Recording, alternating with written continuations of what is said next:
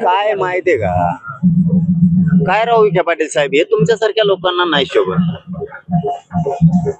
एक समाज खूप मोठा वर्ग आहे, जो समाज की जो मराठा समाज आहे. विखे पाटील राव साहेब तुम्हाला हे शोभत नाही राव, खऱ्यानच. 29 ऑगस्ट 2025 ला, आता 29 ऑगस्ट 2026 ला एक वर्ष पूर्ण होत आहे. विखे पाटील साहेब तुमच्यावरती आणि फडणवीस साहेबांवरती या मराठा समाजाने विश्वास ठेवला, हे तुमच्या लक्षात नाहीये. तुम्ही एखाद्या गरीब समाजाला, जो समाज प्रामाणिक आहे, जे लेकरा बाळाच्या भविष्यासाठी तरसतोय, त्या समाजाच्या लेकरांचं इतकं वाटोळं करण्याचं आणि मराठा समाजाच्या लेकराला इतकं टार्गेट करण्याचं काम फडणवीस साहेबांनी नाही करायला पाहिजे. आम्ही जर प्रामाणिकपणानं सरकार म्हणून तुमच्यावरती विश्वास ठेवतोय, ज्या मराठा समाजानं जीवाचं पाणी करून, रक्ताचं पाणी करून तुम्हाला सत्तेवरती बसवलं आणि मतं केले, त्यांच्याच लेकरांची इतकी हेळसांड तुमच्याकडून फडणवीस साहेब होईन असं आम्हाला वाटत नव्हतं. 1 वर्ष झालं मी एकाही शब्दानं फडणवीस साहेबांना दुखावलेलं नाही. याला तुम्ही मीडिया सगळे साक्षीदार आहेत. का तर आम्हाला कुठंतरी असं वाटलं होतं की आता विखे पाटील याच्यात उतरलेत आणि विखे पाटलाच्या माध्यमातून फडणवीस साहेब नक्की या समाजाच्या लेकरांचं आसरू पुसतील, यांचं भविष्य धोक्यात आणणार नाही. अहो, तुम्ही ओबीसीचा JR काढला, सोयी सुविधा लागू केल्या नाहीत. फडणवीस साहेब इतकं तरी तुमच्या लक्षात आलं पाहिजे. तुम्ही मराठा समाजाचा हैदराबादचा JR काढून 1 वर्ष पूर्ण होत आहे, तुम्ही प्रमाणपत्र तिचं वाटप करत नाहीये. फडणवीस साहेब 58 लाख नोंदी निघाल्यात आणि जे मोठ्या उमेदीनं विखे पाटील साहेब सांगतायत की आम्ही याव केलं त्याव केलं. साहेब, या समाजानं डोळे झाकून तुमच्यावरती विश्वास ठेवला होता की तुम्ही आमच्या डोळ्यात कधीच माती टाकणार नाहीयेत, हे आम्हाला वाटलं होतं. तुम्ही व्हॅलिटी लोकांच्या देत नाही. तो एखाद्याच्या पुतण्याचं निघालंय तर त्याच्या भावाला देत नाही. तुम्ही अंतरवाली द्या, मी सोक्ष समोरासमोर करून दाखवतो. याच्यापेक्षा काय करायचं तुमच्यासाठी? तुमचं काय झालं बघा, श्रेयवादाच्या लढाईत आमच्या मराठ्यांचं भविष्य गुंतून ठेवलंय तुम्ही विनाकारण, काही गरज नसताना. तुम्ही मुंबईत आम्हाला 1 वर्ष आता होतंय आम्ही गेलेलो, त्या दिवसाचा जरा दिवस फडणवीस साहेबांनी आणि विखे पाटलांनी आठवा. आम्ही या भूमिकेत होतो की मराठ्यांनी यांना सत्तेवर बसायचं आणि भांडायचं पण यांना, या भूमिकेत आम्ही होतो. आणि तीच भूमिका रास्त असती असं समाजाला सुद्धा वाटत होतं. पण आता समाजाला पण वाटायला लागलं भाजपने फसवलं. आठवून बघा तुम्ही की त्यावेळेस विखे पाटील साहेब, शिवेंद्रराजे साहेब, मला वाटतं तिथं त्यावेळेस मंत्री माणिकराव कोकाटे साहेब होते, उदय सामंत साहेब होते, प्रताप सरनाईक साहेब होते, असे बरेचसे मंत्री होते. मला वाटतं गिरीश भाऊ सुद्धा होते, असा एक अंदाजा.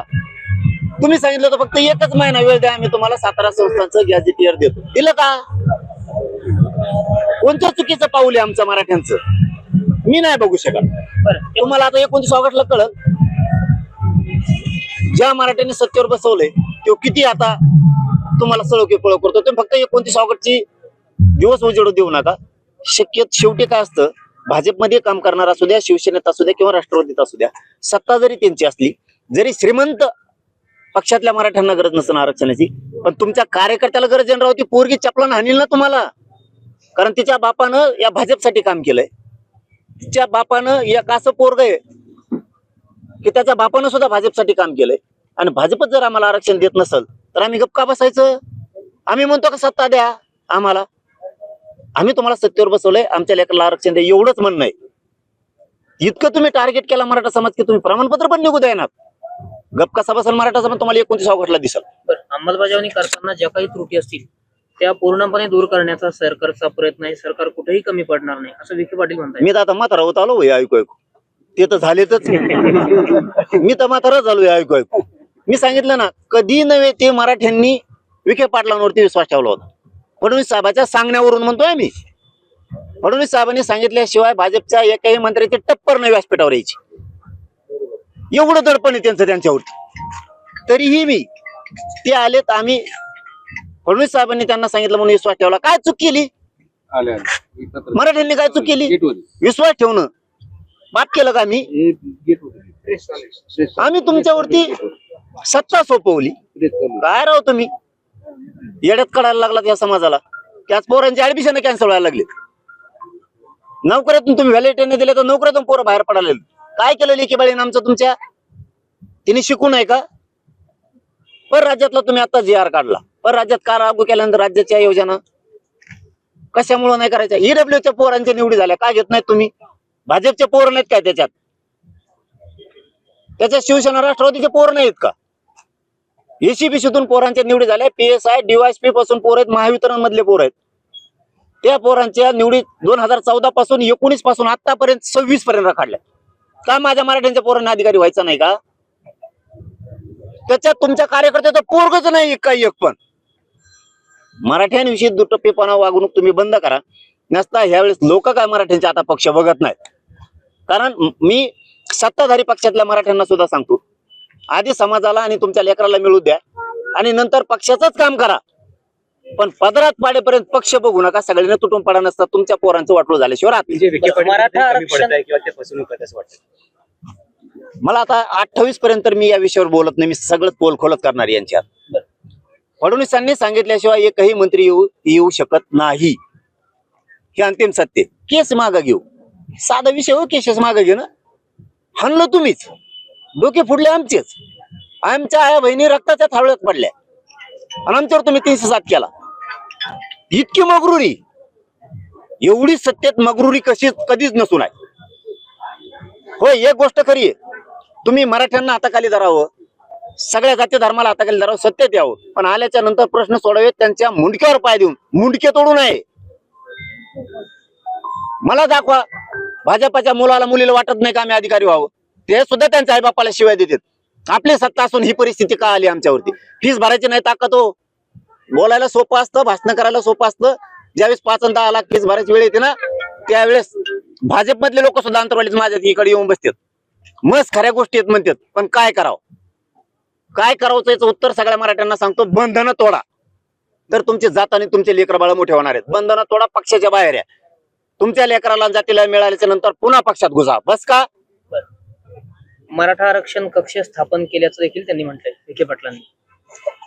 4 टाळके एकत्र आले म्हणून स्वतंत्र मराठा आणि कुणबी मंत्रालय स्थापन करायचंय म्हणून तुम्ही स्थापन करत नाही. काय चुकीची मागणी केली मी?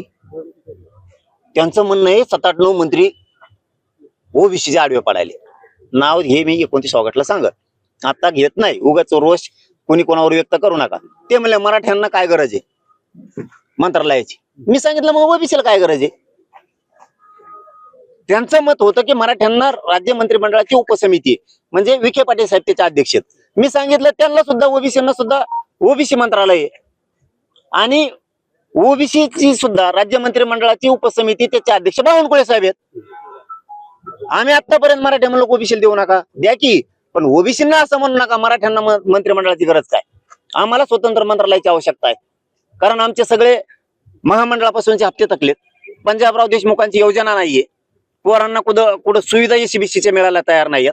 आम्हाला स्वतंत्र मंत्रालय असलं तर आमचा कारभार आमच्या पोरांना त्या मंत्रालयातून हाकीता येईल आणि पोरांच्या फीस पासूनच्या सोयी सवलतीपासूनच्या सगळ्या मागण्या सुटतील म्हणून आमची ही मरमर चालू आहे. सारथीच्या सगळ्या योजना बंद केल्यात. त्याच्यात काय नुसते बाकीचे शेतकरी मराठीचे ऍडमिशन आहेत का? भाजप, शिवसेना, राष्ट्रवादी, काँग्रेसचे ऍडमिशनच नाहीत का त्यांच्या पोरांचे? आपली एक चूक झाली, शेवटचं सांगतो, मराठ्यांची एक चूक झाली. आपण पक्षाला जास्त महत्व दिलं आणि बाकीच्यांनी काय केलं, आधी जातीला महत्व दिलं आणि नंतर पक्षाला दिलं म्हणून त्यांना खूप मिळालं. इथून पुढे तरी मराठ्यांनी आता ही चूक करू नका. तुम्ही पक्षाला महत्व द्या, पण नंतर आधी जातीला, तुमच्या पोराला पोरीच्या पदरात सगळ्या योजना पाडून घ्या, आरक्षण पाडून घ्या आणि नंतर पक्षाकडे जा. चलो, धन्यवाद. एक महत्वाचा प्रश्न आहे, सरकारने घेतलेल्या निर्णयाची अंमलबजावणी सुरू आहे, त्याचा अहवाल तुम्हाला पाठवण्यात येईल असं विखे पाटील म्हणतायत. त्याची टाइमलाईन सुद्धा त्या अहवालात असेल आणि हा अहवाल मिळाल्यानंतर निश्चितपणे जरांगे पाटलांचं समाधान होईल. मी साधच सांगतो तुम्हाला, आता तुम्ही हा प्रश्न विचारला म्हणून. परवाच्याला माझ्या माहितीनुसार मुख्यमंत्री साहेबांनी, फडणवीस साहेबांनी ताबडतोब प्रतिक्रिया दिली. पेंडन्सी नाहीये अर्जाची. मी पेंडन्सी दाखवतो तुम्हाला, पाठवा तुमचा माणूस. कालच माझ्याकडं, मला वाटतं लाडसांगवी गाव आहे छत्रपती संभाजीनगर तालुक्यात आणि जिल्ह्यात, पडूळ आडनावाचे लोक आहेत. तिथं 7,000 लोक आहेत. त्यांच्या एकाच्या चुलत्याला दिले, दुसऱ्याला द्यायनातच. का द्यायना? तर ते म्हणले तो याकडं म्हणजे याच्याकडे वावर आहे, ज्याची नोंद निघाली त्याच्या भावाकडे, याच्याकडे वावर नाही, इनी फुकलं फिकलं असं पाहिजे, इकलं फिकलं असं. वावर नाही ही चूक आहे आमची. वावर नाहीये फक्त, ही चूक आहे का? शेतकरी मराठा आहे, एखादा शेत मजूर आहे, लोकांच्या कंपनीत कामाला, त्याला वावर नाहीये म्हणून ते रोजन जातोय ना, त्याची काय चूक? त्याच्या पोरांनी शिकून अधिकारी व्हायचं नाहीये का? नोंद सापडले म्हणलं प्रमाणपत्र द्यायला हरकत काय? असे लाखानं उदाहरणं देतो, एक दोन नाही मी. तुम्ही आंतरवालीत या, आम्ही तुम्हाला उत्तर देतो सगळे समोरासमोर. मराठ्यांना पण कळू द्या, मराठी सांगते ही माहिती चुकीची का सरकार सांगतंय ही चुकीची, समोरासमोर आता. आणि मराठ्यांना सुद्धा सांगतो पुन्हा एकदा, ज्यांनी कुणबी प्रमाणपत्रासाठी अर्ज केलेत ना, त्यांनी आता 28 ऑगस्टला अंतरवाली द्या. मला सरकारला दाखायचंय हे अर्ज केलेत, हे नोकरीत राहिले ECBC-तून, EWS मधून आणि ESBC मधून हे राहिलेले. तुम्ही नाही म्हणतात ना, तुम्ही म्हणतात ना बलिदान गेलेल्या कुटुंबाला नोकऱ्या दिल्यात, मी दाखवतो नाही दिल्या म्हणून. तुम्ही म्हणतात ना केसेस मागे घेतले 900, मी दाखवतो हे केसेस तशाच्यात म्हणून. तुम्ही म्हणताय ना 58 लाखाचे प्रमाणपत्र दिलेत, मी दाखवतो नाही दिले. विखे पाटील साहेब, एक महत्वाचं सांगायचं राहिलं तुम्हाला. तुम्ही म्हणलात ना सगळं व्यवस्थित चाललंय, तुम्हाला 1 वर्षाचा काळ गेला. 29 ऑगस्ट 2025 पासून 26 पर्यंत आता एकही प्रमाणपत्र शिंदे समितीने आतापर्यंत शोधलं नाही. म्हणजे नोंदी शोधल्या नाहीत, रेकॉर्ड शोधला नाही एकही. शिंदे साहेबाला, एकनाथ शिंदे साहेबाला 6 महिन्याचा वेळ दिलेला होता. 58 लाख नोंदी त्या माणसानं शोधल्या. तुम्हाला असं सांगितलं की परत तुमचं दुखत, काय दुखत आता सांगत नाही मी, 29ला सांगत. म्हणजे तुमचं हे बी प्रॉब्लेम आहे. तुम्हाला सांगायला गेलं की तुम्ही म्हणतात आमचं नावच नाही घेत. आता 1 वर्ष झालं तुमचंच नाव घेत, जपच तुमचं चालू केला, माळच घेतली मी. फडणवीस साहेब, फडणवीस साहेब, फडणवीस साहेब, विखे पाटील साहेब, विखे पाटील साहेब. आता काय करू, तरी बंद आहे ना. त्यांनी 58 लाख नोंदी शोधल्यात, पण एक चूक करू नका फडणवीस साहेब आणि विखे पाटील साहेब. 58 लाख नोंदीतल्या कमी नोंदी करू नका बरं का, तुमचा तो प्लॅन चाललाय. त्याचा संशय आहे तुम्हाला? 100% सांगतोय, तुम्ही 58 लाख नोंदी शोधलेल्यात. तुम्ही शिंदे समितीला चुकीची माहिती देऊन, चुकीचा दबाव त्यांच्यावर टाकून 58 लाखाच्या नोंदी कमी करू नका. तुम्ही चुकीचा संदेश मराठ्यात जाईल तर तुम्हाला लय वाईट फळ भोगावं लागतं. 58 लाखातली एक बी नोंद कमी नाही झाली पाहिजे. तुमची ती प्रक्रिया सुरू आहे सध्या की 58 लाखातल्या नोंदी किती कमी होतात, म्हणजे ते शोधित येतात, तुम्ही कमी करता का? तुम्ही पागलात काढायचं काम करू नका, नसता रस्ते बंद होतील. शेवटच्या आंदोलनात तुम्ही आता सगळं खरं खोटं करून दाखवणार आहे? समोरासमोर मला काय म्हणायचं की फडणवीस साहेब म्हणते टेंडन्सी नाहीये. मला वाटतं मराठ्यांनी हैदराबाद गॅजेटनुसार ज्यांनी अर्ज केलेत त्यांनी अर्ज केलेले घेऊन यावं की आम्ही अर्ज केलेला आहे, एक क्रमांक. दुसरा ज्यांनी केले नाही त्यांनी पटापट करा. तिसरं की 58 लाख नोंदी निघाल्या, ज्यांच्या नोंदी सापडल्या त्यांनी पण अर्ज करा. आणि ज्यांनी केलेत, दिले नाहीत त्यांनी अंतरवाली ते आम्हाला दिलं नाही म्हणून. ज्यांच्याकडे रेकॉर्ड असेल की नोंदी सापडलेल्या पण सरकार घेत नाहीये ते पण या. ज्याला नोकरी लागली ते पण या. महामंडळाच्या माध्यमातून जे परतावे थांबलेत, पोरांच्या नरड्याला फाश्या लागल्यात, यांनी उद्योजक करायचे ठरवले. मराठ्यांच्या पोरं लाखो पोरांना कर्ज वाटलं. आता परताव्यामुळे पोरांचं सिव्हिल खराब व्हायला लागले. त्यात भाजपचे लोक नाहीत का पोरं? अण्णासाहेब पाटील विकास महामंडळातून फायली करणारे भाजपचे पोरं नाहीत का? ही कोणता तुझा भाव आहे तुमचा? मग भाजपचे ते काही पोरं म्हणून फाशील देणार का? यासाठी झक मारायला मतदान केलं का तुम्हाला? मी लाईन दाखवतो, कोणाकोणाकडे कर्ज आहेत, कोणाचे व्याज परतावे आले नाहीत, आणि एका दिवसात तुकडा पाडायचा. आणि मराठ्यांना सांगतो, ज्यांनी अर्ज केलेत, ज्यांना नोकऱ्याला दिल्या नाहीत, ECBC-तून, EWS मधून कुणबी प्रमाणपत्राचे अर्ज दिलेत, यांनी अंतरवालीत येऊन बसा. प्रश्न सुटूस्तर माघारी जायचं नाही, कारण प्रश्न सोडल्याशिवाय मी बी हटत नाही, तुम्हाला उठून देत नाही, आणि सरकारचं बी धोरण बघतो कसं आहे. आणि मराठ्यांनी जर रस्ते जाम केले तर याला फडणवीस जबाबदार राहणार. पण एक शेवटचा प्रश्न आहे, अभिजित तितके यांना धमक्या येत आहे, भाजपमध्ये ये नाही तर तुझं मारून टाकू, अशा प्रकारच्या धमकी. तुम्ही आजवर तुम्ही इतके आंदोलन केले, तुम्हाला कधी धमकी नाही आली, पण त्यांना आता धमकी आहे? मी थोबड फोडीत असतो लगेच. मी एवढा संत बी नाही. मग गरीब मराठ्यांचं कल्याण होतंय म्हणून मी आपलं चुतकरीत चाललो. उद्या देते बुवा, परदेशी देते बुवा, अशी वाट बघितली. आता वाट बघत नसतो. धमक्या दिल्या ना, आम्ही सुद्धा थोबड फोडीत असतो जागा, कारण आम्ही गोटे दगड याच्यातलेच आहेत. मग ते काय सांगायची गरज नाही. कसा काय कानापासून कसा जातो बुंग. चलो, धन्यवाद.